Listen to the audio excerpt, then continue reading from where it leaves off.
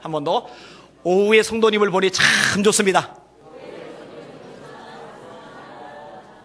아멘. 계시록에 7개의 교회가 나와요. 2장과 3장이 나옵니다. 이 교회를 보면은요, 칭찬만 듣는 교회가 있어요. 빌라델비아 교회하고 서머나 교회. 칭찬은 하나도 없고 책망만 듣는 교회가 있어요. 라오디게아 교회하고 사대 교회. 그 다음에 칭찬과 책망이 어우러진 교회가 있어요. 에베소 교회, 버가모 교회, 도아디라 교회. 자, 이제 여러분이 대답을 하세요. 칭찬만 받는 교회는 2개는? 예, 빌라델비아, 서머나. 좋아요. 책망만 있는 2개는? 라오디게아 교회, 예? 사대 교회. 예, 그래도 여럿이 하니까 답이 나오네요. 칭찬과 책망이 섞여 있는 교회는? 에베소 교회, 도아디라 교회, 버가모 교회. 아, 이거 정섭이가 최고의 정섭이. 박수 한번 해주세요. 박수 한번. 앞으로 정섭이한테 성경 배우세요. 교회들을 보실 때 주님이요, 칭찬하실 만한 요소가 있는 교회들이고요, 책망하실 만한 요소가 있는 교회들이고요, 이 2가지가 공존하는 교회가 있어요. 우리 예수 비전 교회는 이왕이면은 빌라델비아하고 서머나 교회 같은 교회가 되면 참 좋겠다 생각을 해요. 절대로 돼서는 안 될 교회, 라오디게아 교회 같은 교회. 이 라오디게아 교회는 주님이 심하게 말씀하세요. 네가 차든지 더웁든지 하기를 원한다. 네가 이같이 미지근하여 차지도 아니하고 더웁지도 아니하니 내 입에서 너를 토하여 내치리라. 왜 진짜 이게 안 좋을 때 왜 구역질 난다고 그러잖아요. 그러니까 주님이 라오디게아 교회를 보는데 그런 현상을 보이시는 거예요. 구역질 나는 거예요. 내가 토하여 내치리라. 그러므로 네가 열심을 내라. 회개하라. 볼지어다 내가 문 밖에 서서 두드리노니 누구든지 내 음성을 듣고 문을 열면 내가 그에게로 들어가 그로 더불어 먹고 그는 나로 더불어 먹으리라. 이런 소리 들으면 안 된단 말이죠. 어떤 사람들은 이걸 해석하면서 에베소 교회는 초대 교회를 말하는 거고, 쭉 시대를 따라 교회를 상징하고, 마지막 라오디게아 교회는 마지막 시대의 교회를 말하는 거다라고 해석을 하는데, 이 해석은 틀립니다. 이 해석은 절대 제가 공감할 수가 없어요. 왜냐? 안 맞아요. 안 맞아요. 시대를 정확하게 묘사를 해내질 못해요. 그리고 또 어떤 문제가 있느냐? 지금 시대를 하더라도요, 지역마다 교회마다 다 달라요. 지금 시대도요, 빌라델비아 교회처럼 적은 능력을 가지고도 믿음을 지키는 교회가 있는 반면에, 지금에도 어떤 지역에 어떤 교회는요, 라오디게아 교회처럼 미직지근한 교회가 있어요. 그렇죠? 지금 대한민국에도 뜨거운 교회가 있는 반면에 미지근한 교회가 있단 말이에요. 성도들 중에 뜨거운 성도가 있는 반면에 미지근한 성도가 있단 말이에요. 그러니까는 시대를 말한다라고 해석하면은 문제가 생길 수밖에 없어요. 이 부분은 나중에 기회 되면 한 번 더 다루도록 그렇게 하겠습니다. 자, 오늘 본문에 등장하는 교회는 에베소 교회예요. 이 에베소 교회는요, 특징이 몇 가지가 있는데, 상업적으로 매우 중요한 상업의 중심지입니다. 그러니까 소아시아 지역에서 가장 잘 사는 도시입니다. 동방의 산물이 종착하는 곳입니다. 근데 아시다시피 잘 산다는 게 꼭 영적으로 유익하지만은 않아요. 가난할 때 믿음 생활 잘하다가, 가난할 때 기도 생활 열심히 하다가, 가난할 때 하나님께 매달려서 그 뜻대로 살려고 발버둥 치다가 정작 부자가 되고 나서 돈 쓰느라고 신앙 말아먹는 사람들 생각보다 많아요. 나라도 그래요. 어려울 때는요, 뜨겁게 믿음 생활하다가 나라의 경제가 급성장하고 발전해 나가면서 그 뜨거운 열정들을 잃어버린 나라들 많아요. 우리나라도 60년대, 70년대, 80년대 굉장히 뜨거웠죠. 불 붙었었죠. 한 교회 부흥하면 옆 교회 신자들까지 왔잖아요. 새벽 예배 1시간 반 걸어서 새벽 예배 드리고 1시간 반 걸어오고 그랬잖아요. 산기도 제가 중학교 고등학교 때 갈멜산 옆에 산에 올라가서 기도 자주 했었다고 그랬잖아요. 대학 들어서 삼각산에 가서 자주 기도했었다고 그랬잖아요. 그때 산 입구에서부터 기도 소리가 막 진동을 했었거든요. 요즘 그렇게 밤새워서 산기도하는 사람들 별로 없어요.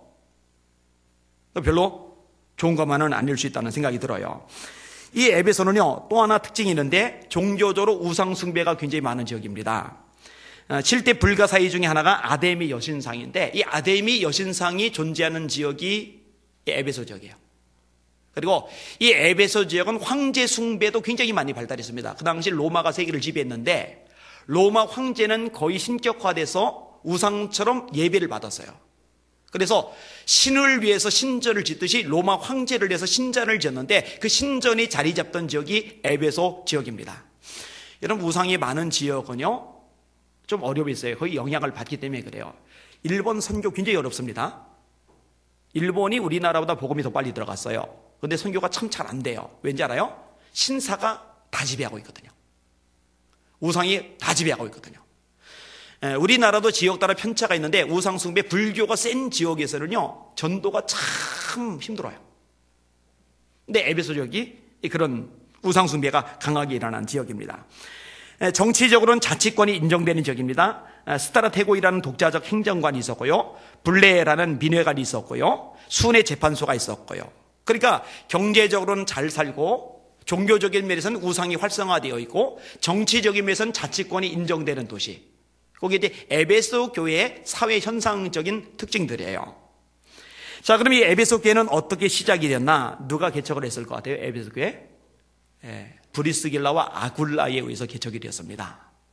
지금 오전에 골로새서를 공부를 하고 토요일 날 골로새서를 공부하는데 이 골로새 교회를 개척한 사람도 역시 바울이 아니라 에바브라예요. 에바브라. 평신도예요. 평신도. 이 에베소 교회를 개척한 사람도 목회장 아니에요. 평신도요. 아굴라와 브리스길라. 아굴라와 비브리스길라. 이 두 부부가 개척을 한 거예요. 이 두 부부가 얼마나 열정이 있냐면요, 이 두 부부가 하는 일은 텐트 메이커, 천막을 짓는 일을 해요. 근데 천막을 지어서 먹고 사는 일에 인생을 건 게 아니라 이 두 사람의 관심사는 복음을 전하는 거예요. 천막을 짓는 것, 이것에서 수입을 얻는 것은 복음을 전하는 일을 하기 위한 보조 업무예요. 그러니까 지금식으로 따지면 여러분이 직장을 다녀요, 회사를 다녀요, 또는 사업을 해요, 장사를 해요. 근데 직장을 다니고 장사를 하고 사업을 하는 것은 보조 사업이고 본업은 전도하는 거예요. 전도를 하는데 필요한 비용을 마련하기 위해서 직장을 다니고 회사를 다니고 사업을 하고 장사를 하는 거예요. 할렐루야. 이게 사실은 맞죠. 저와 여러분의 존재의 목적은 영혼 구원이죠. 복음 전파죠. 너희는 택하신 족속이요 왕같은 제사장들이요 거룩한 나라요 그의 소유된 백성이니 이는 너희를 어두운 데서 불러내어 그의 귀한 빛에 들어가게 하신 자의 아름다운 덕을 선전하게 하려 하심이라. 여러분을 구원해내신 하나님을 전하는 것, 그것이 여러분이 존재하는 목적이라는 거 잊지 마시기를 주님의 이름으로 축원합니다. 참 좋은 롤모델이에요. 사실은 에바브라나 이 브리스길라나 아굴라나 이 세 사람만이 아니라 초대교회 성도들 자체가 그랬어요. 그래서 예루살렘 교회 핍박이 일어났을 때 도망을 간 그들이 당장 잠잘 방이 없고 당장 먹고 살 직장이 없음에도 불구하고 어디서 자지? 방 걱정하지 않고 뭘 먹고 살지? 먹을 거 걱정하지 않고 전도부터 하잖아요.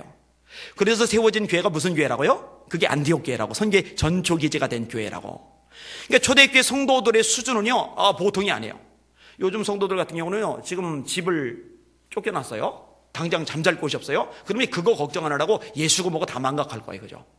지금 직장에서 정리해고를 당했어요. 먹고 살 길이 막연해요. 그럼 그것 때문에 스트레스 받느라고 전도고 예수님이고 다 망각해버릴 거예요. 근데 초대교회 성도들은 그게 아닌 거죠. 대단한 거예요. 자, 이렇게 브리스길라와 아굴라에 의해서 교회가 개척이 되긴 했어요. 그리고 이 교회에 개척된 교회에서 목회를 긴 기간 하진 않았지만 목회하면서 말씀으로 잘 양육했던 목회자가 누구냐? 그게 바로 사도 바울이에요. 그러니까 진짜 엄청난 대단한 목회자비 돼서 훈련을 받은 거죠. 그 다음에 사도 바울이 후임자로 누구를 세웠느냐?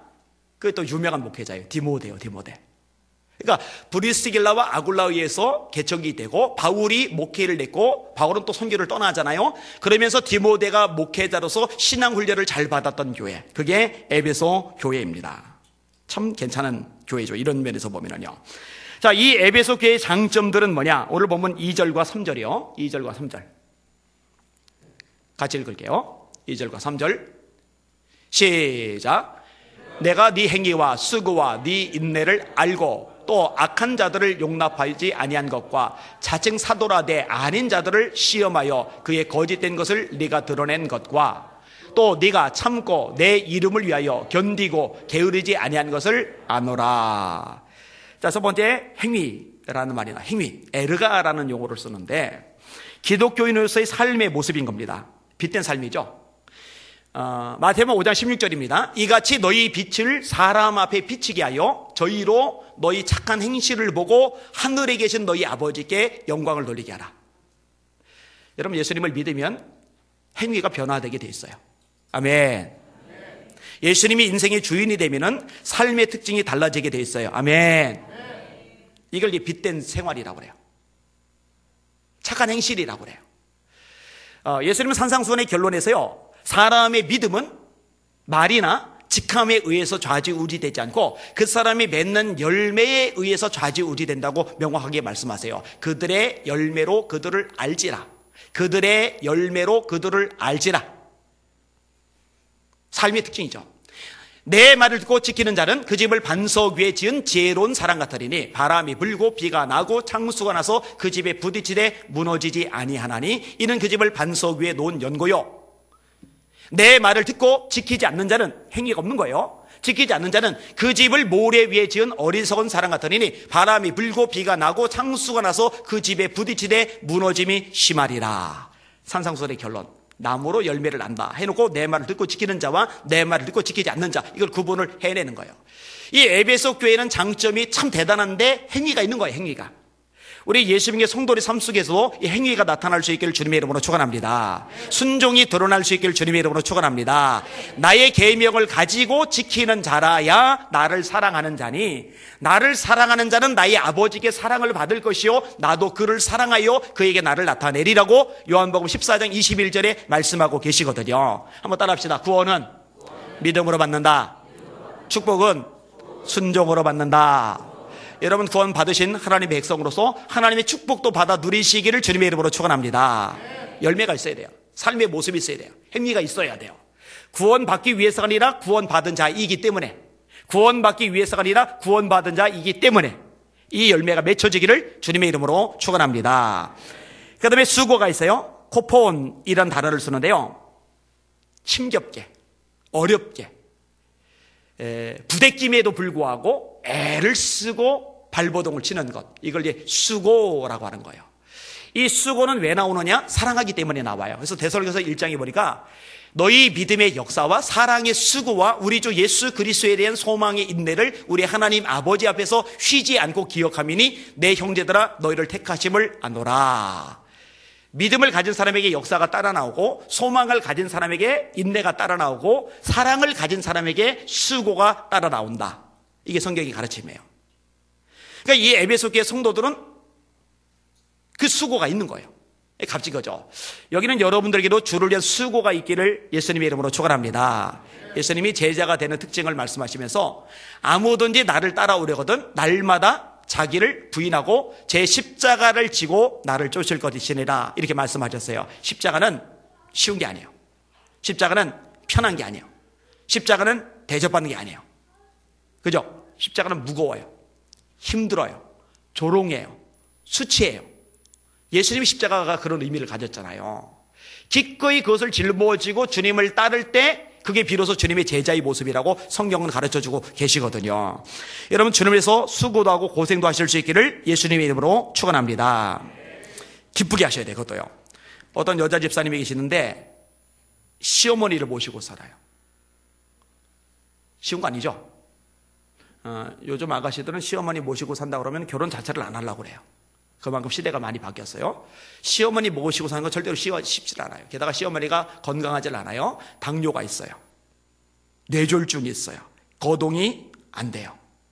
그러니까는 이 며느리 입장에서 스트레스가 많아요. 게다가 자식을 낳는데 아들이 자폐증에 걸렸어요.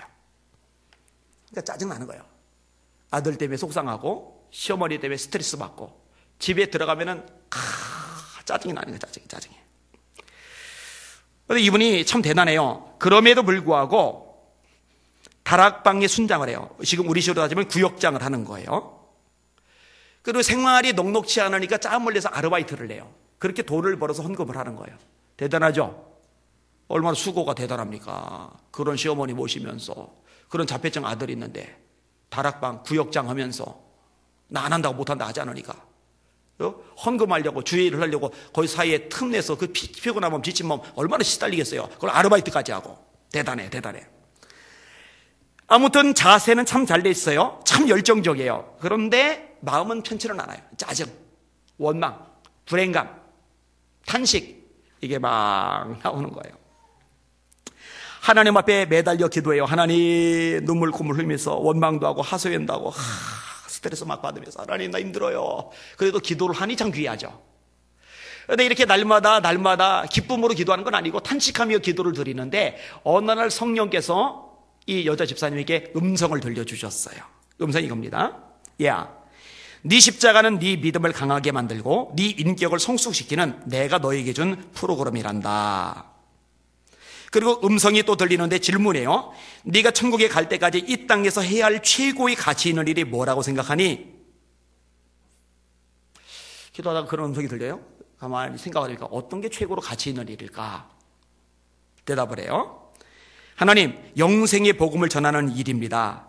그것이 주님의 기쁨입니다. 가장 가치 있는 일은 저와 제 삶이 주님의 기쁨이 되는 것입니다. 주님의 복음 전하는 일에 쓰임받아야죠. 그런데요, 이렇게 대답을 한 순간에 마음을 짓누르던 어둠, 짜증, 불평, 신경질 이게 싹 사라지더니 기쁨이 막 샘솟아 솟아나는 거예요. 여러분 찬송가 중에 그 찬송가 있죠. 내가 매일 기쁘게 순례의 길 행함은 주의 팔이 나를 안보함이요. 내가 주의 큰 복을 받는 참된 비결은 주의 영이 함께함이라. 성령이 계시네. 할렐루야 함께 가시네. 좁은 길을 걸으며 밤낮 기뻐하는 것 주의 영이 함께함이라. 좁은 길을 걸으며 밤낮 기뻐하는 것 내 힘으로 돼요? 내 감정으로 돼요? 내 마음으로 돼요? 내 의지로 돼요? 내 노력으로 돼요? 안 돼요. 죽었다 깨도 안 돼요. 주의 영이 함께 하실 때 되는 줄 믿으시길 바랍니다. 어제 결혼식장에 가는데 제가 이쪽 팔이 1년 내내 아프다고 그랬잖아요.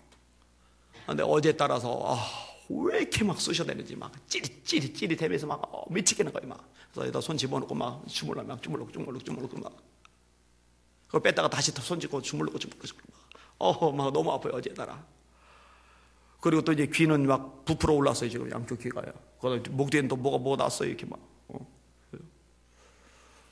버팅기고 앉아서 기도를 해요. 막 끙끙거리고 앉아서 기도를 해요. 그리고 성령의 능력을 힘입으니까 이렇게 웃으며 설교하는 게 가능하죠. 이 여러분 앞에 서 있는 안희한 목사 성질백이 원래 소갈딱지로 따지면은요, 못해요. 대번 옆 사람 찔러대고 막 누구 화풀이 대상 삼고 막 삼았을 거예요. 내 힘으로 안 돼요. 성령으로 되는 줄 믿으시길 바랍니다. 이는 힘으로 되지 아니하고 능력으로 되지 아니하며 오직 나의 영으로 되느니라. 이 집사님이요, 이 마음이 정리되고 기쁨이 생기니까요, 이제 괜찮아요. 시어머니 기쁨으로 모셔요. 아들 기쁨으로 보살펴요. 그러면서 열심히 일도 해요. 자기처럼 자폐아 때문에 고생하는 예수 안 믿는 아줌마를 찾아다니기 시작하는 거예요. 아줌마 힘들지? 너무너무 속상하지? 스트레스 너무너무 어렵지? 내가 도와줄게. 내가 나름대로 노하우가 생긴 거 있거든. 그래서 도와주면서 그런 아줌마 전도하고 그런 아줌마 전도하고 그런 아줌마 전도를 해서 자폐증을 가진 아이들을 엄마들을 중심으로 한 구역 모임을 하나 만들어내요. 할렐루야. 이 구역이 점점 부흥해요. 할렐루야. 수고죠. 이런 걸 수고라고 하는 거예요. 우리 남전도 회원들 인생 살다 보면 가장으로서 짐이 무거울 거예요. 때로는 원치 않는 일을 겪기도 할 거예요. 또 수많은 사연들, 아픔들을 있을 거예요. 그럼에도 불구하고 기쁨으로 주님을 위해서, 주님의 몸된 교회를 위해서 수고할 줄 아는 헌신자들 되시기를 예수님의 이름으로 축원합니다. 그게 바람직한 모습이죠. 그 다음에 세 번째가 인내요. 인내. 히포모넨이란 말을 쓰는데요. 이거는요, 특별히 어려움을 겪는 것을 전제로 까는 거죠. 그런데 그것을 견뎌내면서, 참아내면서 버텨나가는 거예요. 이 뒷부분에도 참고 견디는 것 얘기하고 있죠. 연결이 되어지는 거예요. 이 인내는요, 신앙의 성장의 필수적인 요소입니다. 인내가 없는 사람은요, 쉽게 무너집니다. 너에게 인내가 필요하면 모든 것을 행한 후에 서기 위함이라. 여러분, 하나님이 때로 우리에게 어려움, 시련을, 고난을 주시잖아요. 이 어려움, 시련, 고난을 주시는 이유가 뭐냐면요, 우리 속에 인내를 키워내시려고 주셔요. 온실 속의 잡초는요, 비바람 몰아칠 때요, 꺾여요, 죽어요. 근데 애초에 비바람 맞으면서 자랐던 잡초는요, 이 비바람 속에서 꿋꿋하게 생명력을 유지를 해요. 마찬가지인데, 신앙도요, 너무 편안하게, 너무 안락하게, 너무 걱정거리 없이 좋게 지내잖아요. 그러면 약해 빠진 신앙이 돼요. 시련과 고난을 뚫고 지나가면서 인내 있는 신앙, 흔들리지 않는, 요동치지 않는 강력한 신앙으로 성장하는 줄 믿으시길 바랍니다. 그래서 야고보서 1장 2절에 이렇게 말씀합니다. 내 형제들아, 너희가 여러 가지 시험을 만나거든 온전히 기쁘게 여겨라. 이는 너희 믿음의 시련이 인내를 만들어내는 줄 너희가 알미라. 뭐가 인내를 만들어낸다고요? 시련이 인내를 만들어낸다는 거예요. 인내를 온전히 이루라. 버텨야 될 때 그 버티는 걸 온전히 이루라. 이는 너희로 온전하고 구비하여 조금도 부족함이 없게 하려 함이라. 할렐루야. 그러니까 인내심 있는 사람, 다듬어진 사람, 성숙한 사람, 대단한 사람 특징이 뭐냐? 시련 속에서 인내를 통과한 사람이에요. 아까도 누가 이제 상담을 해주는데 많이 힘들어요. 많이 힘들어요. 근데 요 구절을 인용을 해줬어요. 인내. 자, 이 세 가지 모습이 에베소 교회에 나와요. 주님이 말씀하세요. 내가 안다. 내가 네 행위를, 내가 네 수고를, 내가 네 인내를 안다. 인정을 해주는 거예요. 알고 계시는 거예요. 자, 그 다음에 네 번째 어떤 장점이 있느냐? 영적 분별력이 있는데 악한 자를 용납지 않은 것, 거짓 사도를 드러낸 것, 이걸 칭찬해 주고 있어요. 여러분, 이런 얘기 조금 조심스럽긴 하지만은 목회자라고 다 따르지 마세요. 다시 말합니다. 목회자라고 다 따르지 마세요. 마태복음 7장 산상수훈의 결론 부분에 열매로 안다고 할 때도요, 그 특별히 목회자들 관련해서 얘기를 끄집어내는 거예요. 나쁜 목자, 싹군 목자, 못된 목자에 대한 이야기를 끄집어내고 있는 거예요. 열매를 보고 나무를 아는 거예요. 잘못된 가르침을 주는 목자는 따르지 않는 여러분이 되셔야 합니다. 자, 이 에베소 교회에요, 거짓 교사들이 파고들었어요. 오늘 본문에 6절 말씀 한번 읽어보세요. 6절 말씀 시작. 오직 내게 이것이 있으니 네가 니골라 당의 행위를 미워하는도다. 나도 이것을 미워하노라. 여러분, 니골라라는 말 어디서 들어본 기억이 있을 것 같은데, 니골라 어디서 나오는지 혹시 아세요? 사도행전 6장에 보면은요, 사도들의 업무가 과중해요. 그래서 사도들이 할 일을요, 집사들에게 분배를 합니다. 그리고 사도들은 두 가지만 집중해요. 우리는 기도하는 것과 말씀 전하는 일에 전무하리라. 근데 7 집사들 중에 유명한 사람들이 스테반, 빌립, 그 중에 낀 사람 중에 하나가 니골라예요. 니골라.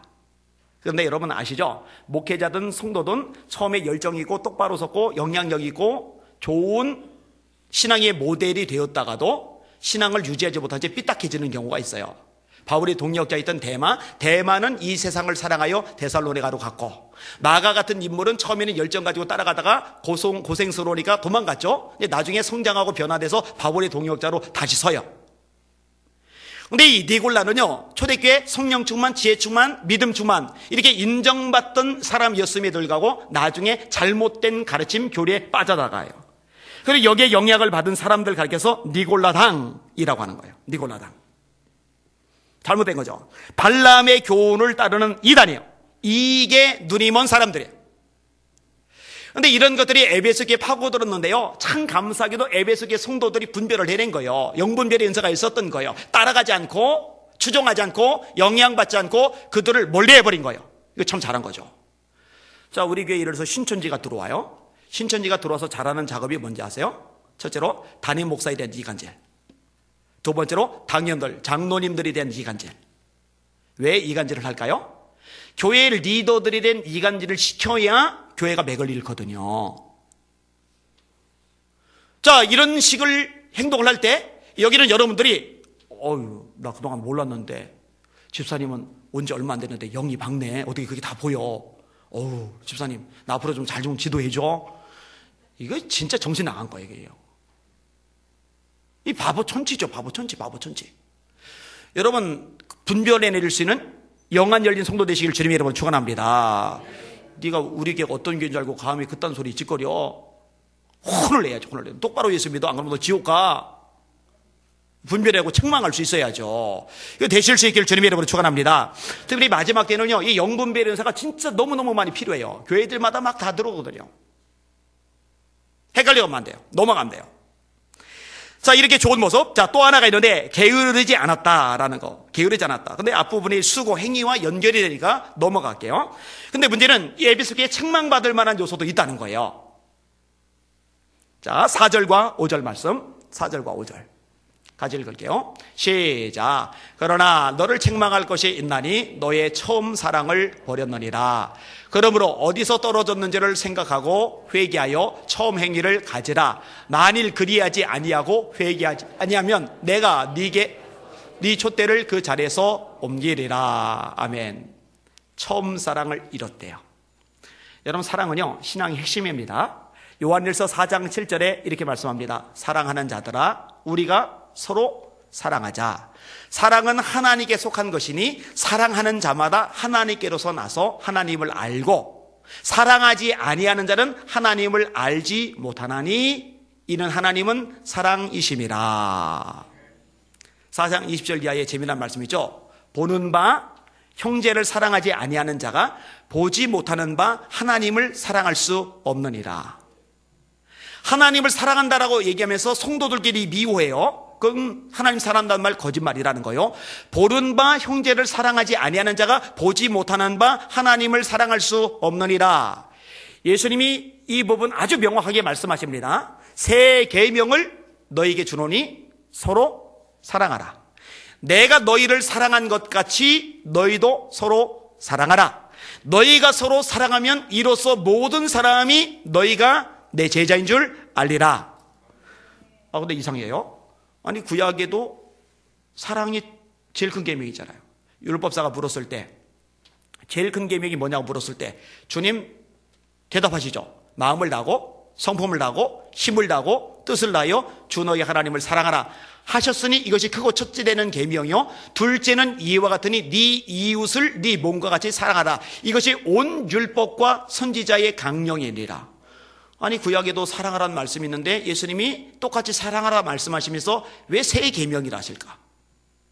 아니, 옛 계명이나 새 계명이나 똑같잖아요. 왜 새 계명이라 했을까? 거기에 중요한 용어가 붙었죠. 따라해 보세요. 내가 너희를 사랑한 것 같이 너희도 서로 사랑하라. 그래서 새 계명이에요. 구약은 조건적입니다. 구약은 상대적입니다. 구약은 제한적입니다. 다시요.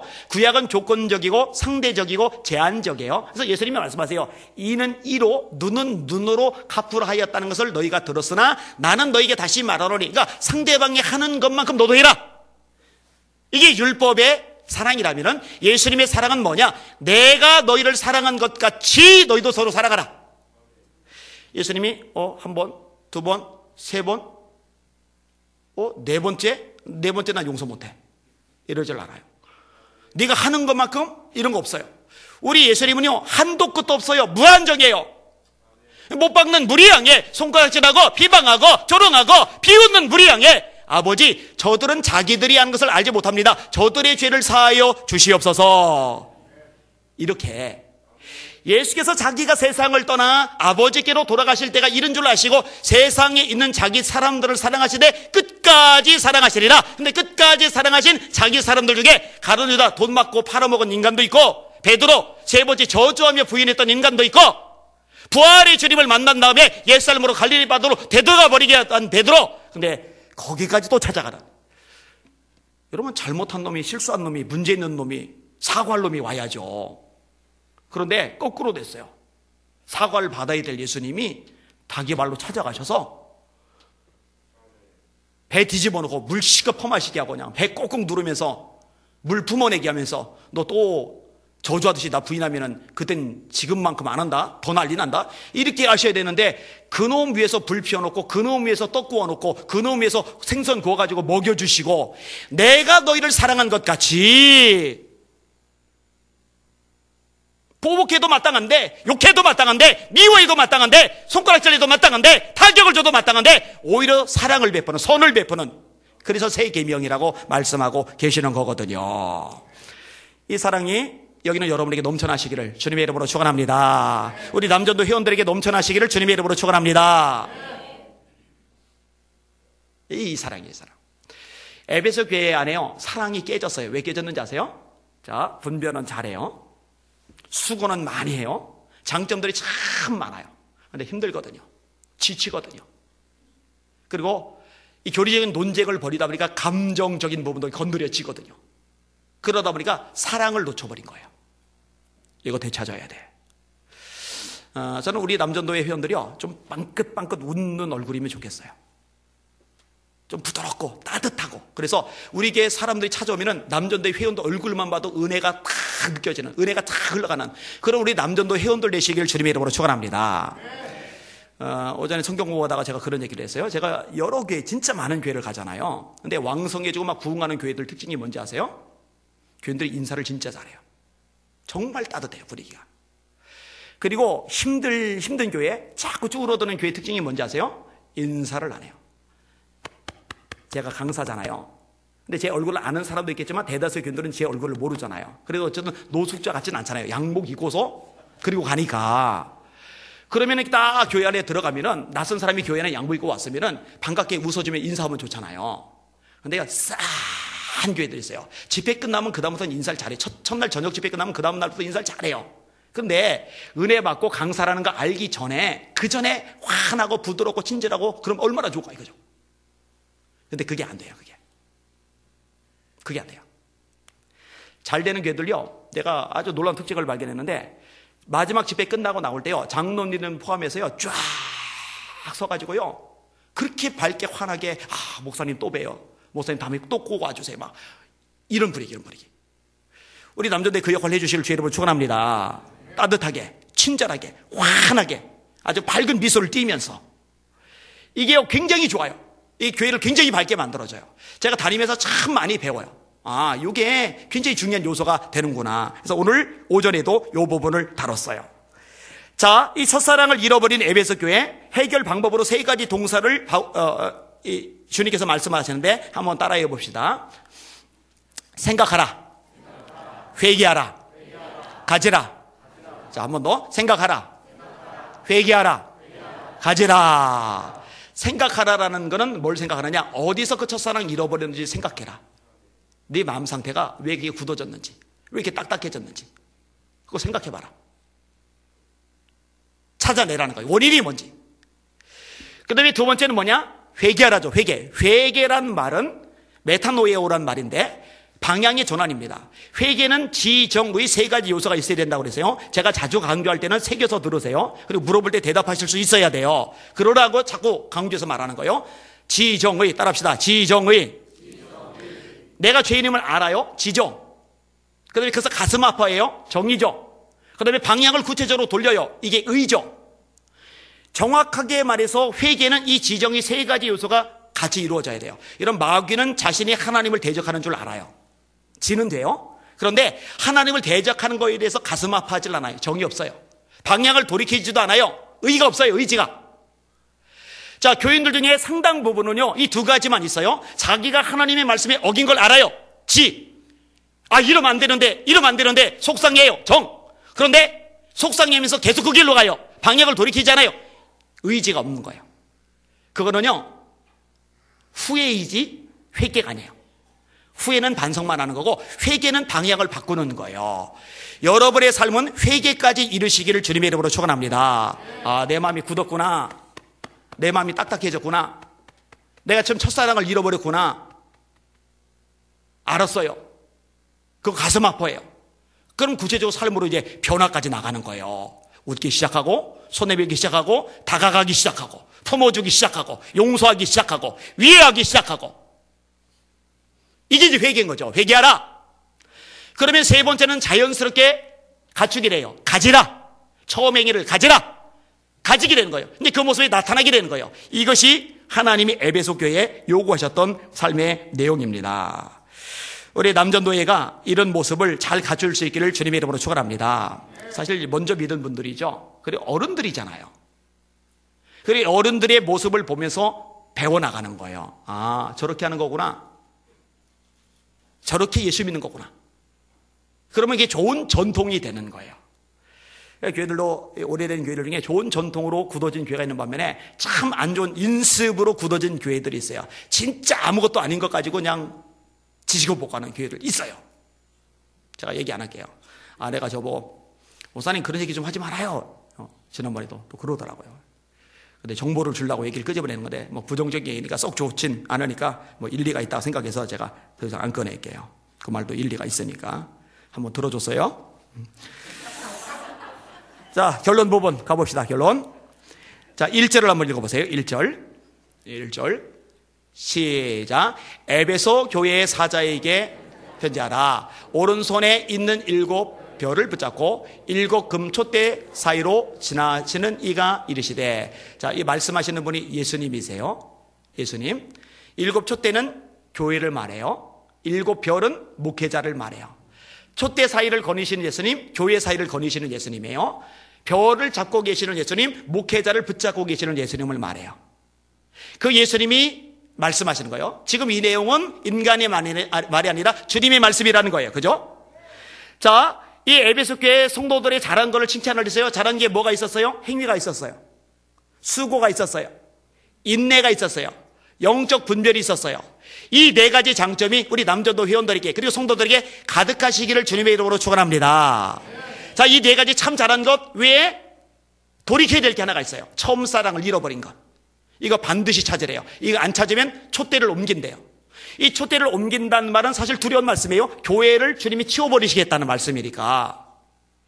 왜 수고도 있고 행위도 있고 인내도 있고 영분별도 있는데 이 대단한 장점, 이 엄청난 장점들이 많은데 그깟 사랑 없다고 옮기느냐? 그깟 사랑이 아니기 때문에 그래요.